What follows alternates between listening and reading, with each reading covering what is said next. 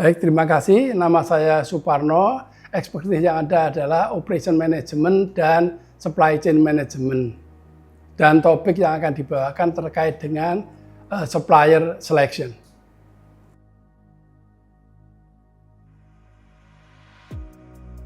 Sebetulnya kalau kita bicara supply chain tentu terkait juga dengan sourcing strategi. Sourcing strategi tentunya adalah rencana untuk bagaimana perusahaan itu memperoleh barang dan jasa yang diperlukan. Untuk itu salah satu komponen yang penting adalah supplier.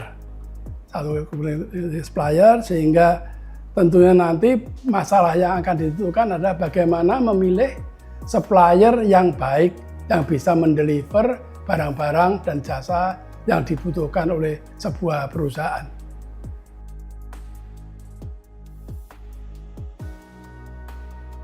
Memilih supplier yang tepat tentu pertama kali harus identifikasi barang-barang yang dibutuhkan. Spesifikasinya seperti apa, dan tentu tidak hanya barang tetapi juga jasa. Dari situ baru nanti melakukan market research tentang supplier yang ada di pasar. Dari situ akan diperoleh possible supplier atau calon supplier yang dibutuhkan oleh perusahaan.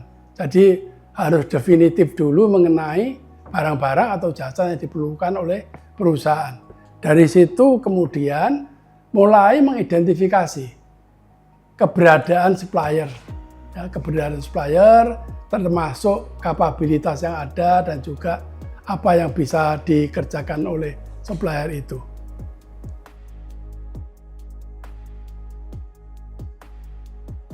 Jadi memilih supplier itu tentu akan tergantung pada barang apa yang dibutuhkan. Barang apa yang dibutuhkan, kemudian tadi sudah diidentifikasi supplier-supplier yang mungkin mempunyai kemampuan itu, dan menentukan kriteria-kriteria yang akan dipakai untuk melakukan evaluasi dan pemilihan dari supplier tadi. Jadi di situ tentu nanti bisa membuat framework yang dipakai untuk melakukan evaluasi.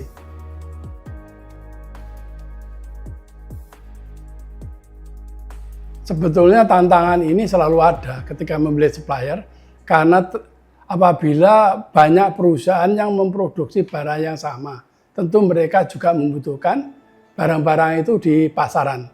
Ya, sehingga hal ini akan mengakibatkan pemilihan supplier itu menjadi krusial, dan tentunya banyak metode yang bisa dipakai untuk melakukan evaluasi, dan hal yang baru lagi adalah mempertimbangkan misalnya sustainability dan sebagainya, sehingga dari situ akan bisa dibuat kira-kira metodologi apa yang bisa dipakai untuk melakukan pemilihan supplier.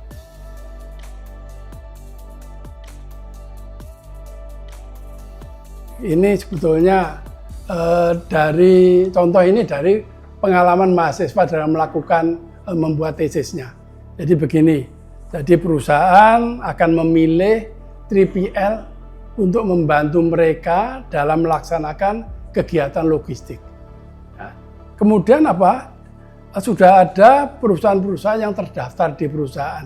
Baru kemudian dilakukan identifikasi kriteria-kriteria yang bisa dipakai.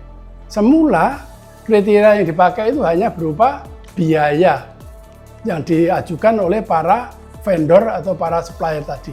Kemudian dari sini dilakukan literatur review untuk melihat apa saja yang biasa dipakai, kriteria apa saja yang biasa dipakai di perusahaan di luar negeri. Dari situ kemudian meng-create framework yang terdiri dari MTDM, Multi Criteria Decision Making, yang dipakai untuk itu, dan mengintegrasikan Dematel, ANP, dan Topsys untuk melakukan pemilihan. Dari situ kita bisa melihat urutan atau prioritas yang bisa dipakai oleh perusahaan untuk mengambil keputusan.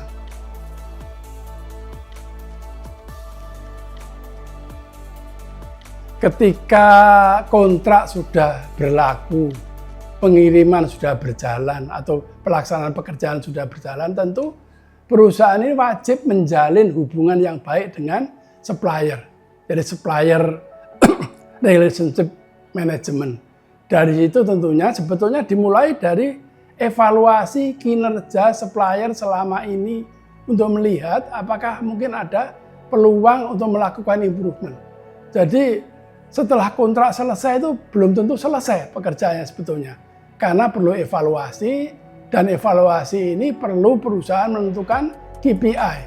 Apa yang akan dinilai untuk kegiatan berikutnya. Tentu setiap tahun kan perusahaan itu punya program yang namanya bagaimana bisa menurunkan biaya produksi. Sehingga untuk itu tentu hubungan ini perlu dijaga. Jadi setelah kontrak tidak akan selesai sehingga sampai ini berakhir. Dan mungkin untuk berikutnya juga begitu. Kan tidak semuanya setiap tahun harus mencari supplier baru. Jadi supplier yang lama akan dipakai dan mungkin ada peluang untuk mendapatkan supplier yang baru yang memberikan penawaran yang lebih baik.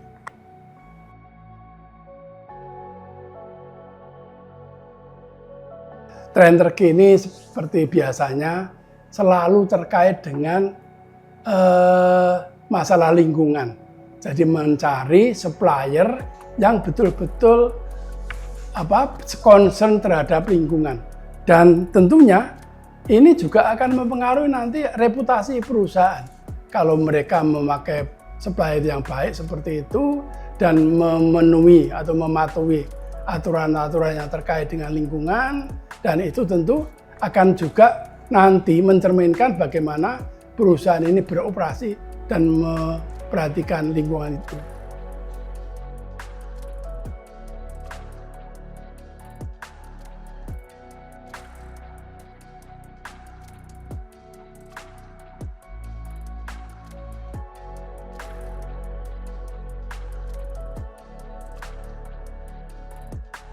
Dan juga setiap kali selalu ada saja regulasi yang dari pemerintahan mungkin itu yang perlu dipatuhi juga oleh perusahaan-perusahaan, sehingga selalu mesti mengupdate